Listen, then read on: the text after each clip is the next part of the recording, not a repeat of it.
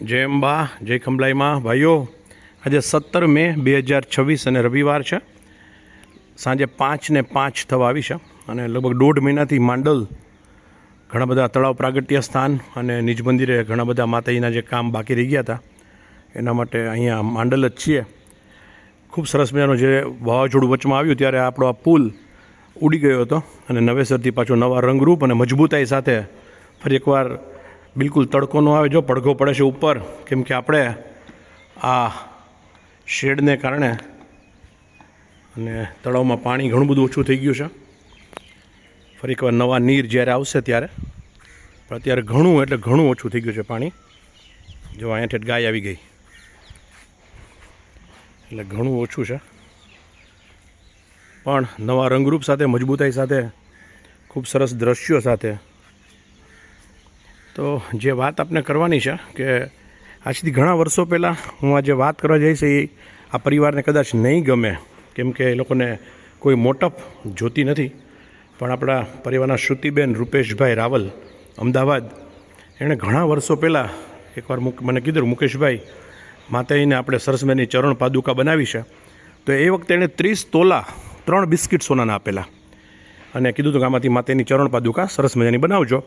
પણ ગુજરાતના ખ્યાતનામ અને પ્રખ્યાત જ્વેલરી એમ કીધું કે આમાંથી તો સરસ મજાની માતાજીની ચરણ પાદુકા બની જ જાય અને છત્ર પણ બનશે. એટલે આપણે છત્ર પણ બનાવ્યું, પણ એ જ્વેલરી એમ કીધું કે આપણી માં છે એ તો જગજનની છે, આદિશક્તિ છે, પરાઅંબાર, પારલૌકિક છે, રાજરાણી છે.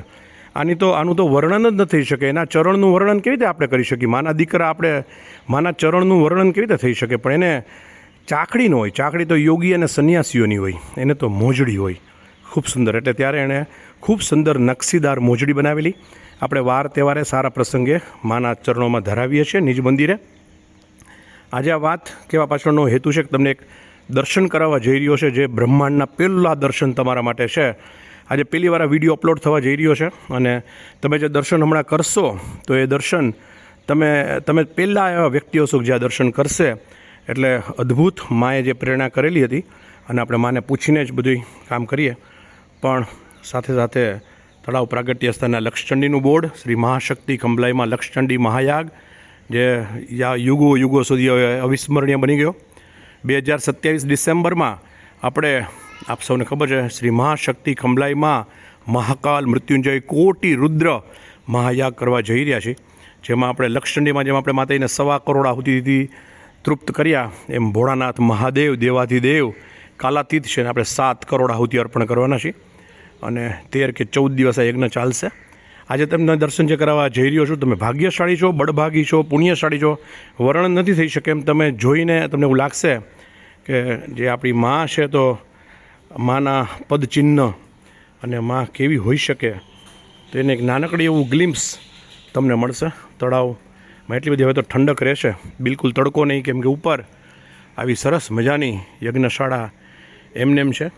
અને ફટાફટ એક પ્રદક્ષિણા નાનકડી એવી કરાવી દઉં. અને ભાઈઓ, આપણે આ વખતે ડિસેમ્બરમાં બધાની એવો આગ્રહ હતો કે મુકેશભાઈ કંઈક ને કંઈક તો કરવું જ જોઈએ. એક વર્ષ ખાલી જાય તો આપણો જે રેપો છે, જે આટલા વર્ષથી મેન્ટેન થાય છે, એ તૂટી જાય. એટલે આપણે શ્રી મહાશક્તિ ખંભલાઈમાં શ્રીમદ ભાગવત મહાપુરાણ કરવા જઈ રહ્યા છીએ. અને જે માત્ર ને માત્ર લક્ષચંડીના જે 255 યજમાનશ્રીઓ હતા એ જ એમાં ભાગ લઈ શકશે. હા, બધા આખો પરિવાર સાંભળવા આવી શકશે, વિનામૂલ્યે રોકાવાની વ્યવસ્થા બધું થશે, પણ યજમાન બનવાનો લાભો માત્ર લક્ષચંડીના યજમાનોને જ મળશે, કારણ કે આપણે વધુ લઈ શક્યા નહીં.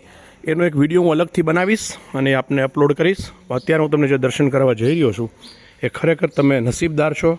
આપણે બધાય નસીબદાર છીએ કે આપણને એવા દર્શન મળે. એટલે સ્થાપન તમને ખબર જ છે, થોડાક દિવસ પછી એ પણ એક યાદગાર સંભારનું બની રહેશે.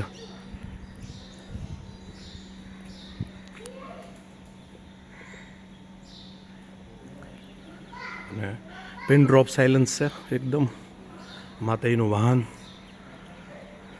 ડણક દેનારા સિંહ દાદા.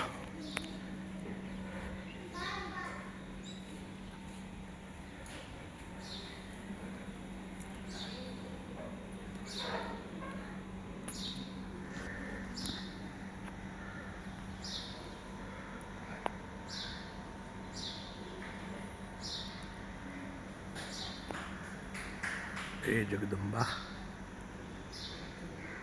अच्छी है तू कितनी भोली है प्यारी प्यारी તમારી દ્રષ્ટિ હટાવતા નહીં ભાઈઓ।